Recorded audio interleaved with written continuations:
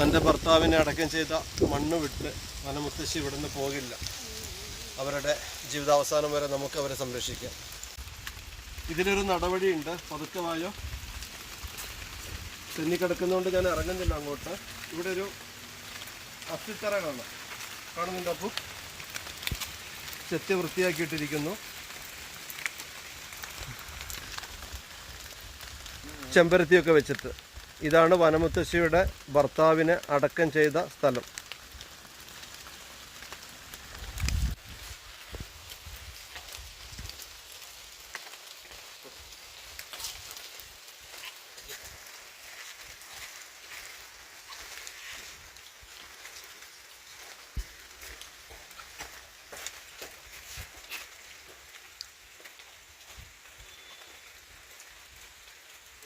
ആ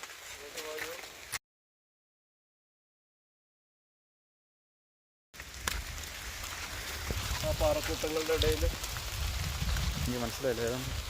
ഇതാണ് അസ്ഥിത്തറ. ആ കെട്ടി മാറ്റിയിട്ടിരിക്കുന്നു. എൻ്റെ ഭർത്താവിനെ അടക്കം ചെയ്ത ഈ മണ്ണ് വിട്ട്